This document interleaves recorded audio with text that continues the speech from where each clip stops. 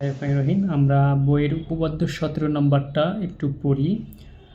এখানে বলা আছে বৃত্তের কেন্দ্র ও ব্যাস ভিন্ন যে কোনো জ্যায়ের মধ্যবিন্দুর সংযোগ রেখাংশ ওই জ্যায়ের উপর লম্ব। উপপাদ্য প্রমাণের জন্য আমাদের প্রথম কাজ হলো কোশ্চেনটা সুন্দর করে পড়া। আমি আবার পড়ি। বৃত্তের কেন্দ্র ও ব্যাস ভিন্ন, বৃত্তের কেন্দ্র থেকে ব্যাস ভিন্ন যে কোনো জ্যায়ের মধ্যবিন্দুর সংযোগ রেখাংশ ওই জ্যায়ের উপর লম্ব হবে। তা এটা আমরা প্রমাণ করব। এটা আমরা কি করব? এটা আমরা প্রমাণ করব। এখন প্রথম কাজ হলো আসলে উপপাদ্যটা যেভাবে বলা আছে সেভাবে চিত্র আঁকা। ঠিক আছে, সেভাবে চিত্র আঁকলে আমাদের জন্য বিষয়টা অনেক সোজা হবে। তা প্রথমে আমি এইভাবে চিত্র আঁকলাম, ধরলাম যে ও কেন্দ্র বিশিষ্ট একটা বৃত্ত যার এবি একটা জ্যা, ঠিক আছে, এবং এবি জ্যায়ের মধ্যবিন্দু হলো এম। এখন ও আর এম যোগ করি। এখন আমাকে প্রমাণ করতে হবে এই যে ও এম যে রেখাংশ আছে এটা এবি জ্যায়ের উপর লম্ব, মানে এই জায়গা বা এই জায়গা 90 ডিগ্রি আমাকে প্রমাণ করতে হবে। এইখানে আর এইখানে যে 90 ডিগ্রি এটা আমাকে প্রমাণ করতে হবে। ঠিক আছে, এখন প্রমাণে যাওয়ার আগে তাহলে আমাকে প্রমাণ করতে হবে কি, এই যে ও এম লম্ব এবি। ঠিক আছে, অনেক সময় প্রমাণের জন্য অতিরিক্ত কিছু করা হয়, সেটাকে বলে অঙ্কন। উপপাদ্যে আমরা অনেক সময় দেখি যে অঙ্কন একটা কথা থাকে। অঙ্কনটা হলো অ্যাকচুয়ালি উপপাদ্য প্রমাণের জন্য যদি অতিরিক্ত কোনো কাজ করতে হয় আমাদের সেইটা।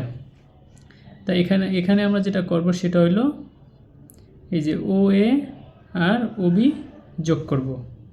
ঠিক আছে, এখন ও এ ও বি যোগ করলাম। এখন এখানে কিন্তু দুইটা ত্রিভুজ হয়েছে, একটা হলো ত্রিভুজ এই একটা ত্রিভুজ আর একটা হলো এই একটা ত্রিভুজ।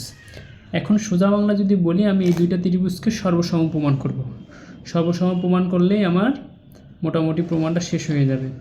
আমি এখানে দেখাচ্ছি তাহলে আমার ত্রিভুজ হলে ত্রিভুজ ও এ এম ও ত্রিভুজ ও বি এম। ঠিক আছে, এই দুটো ত্রিভুজের মধ্যে আমি একটু দেখি এই যে আমাদের এই যে এই বাহুটা, আমি একটু একবারে এইটা যে কত সোজা একটা জ্যামিতি আমি এখানে জাস্ট এখানে দেখাই দিই।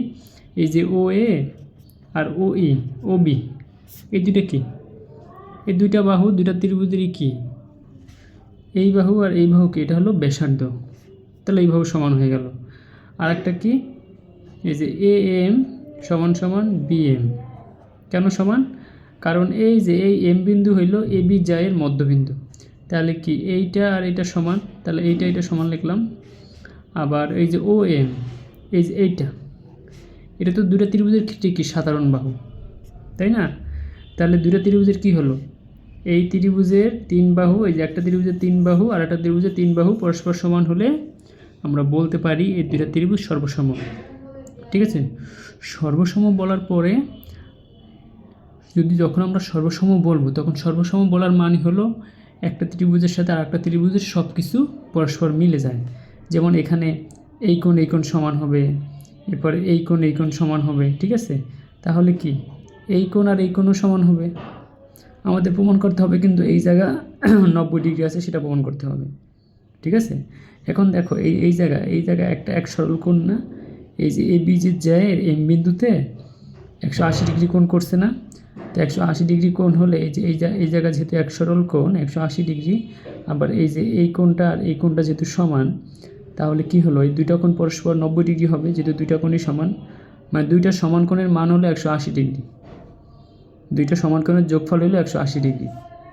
আমি এখানে একটু এঁকে দেখাই, এটা অনেকটা এরকম দেখাচ্ছি। যে এখানে এঁকে দেখাচ্ছি, এটা হলো ও এম এ, কোণ ও এম এ কোণ ও এম বি সমান সমান 180 ডিগ্রি।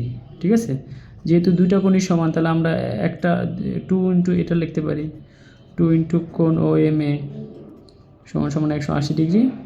এবার 2 এ পাশে হয়ে গেলে হয়ে যাবে 90 ডিগ্রি।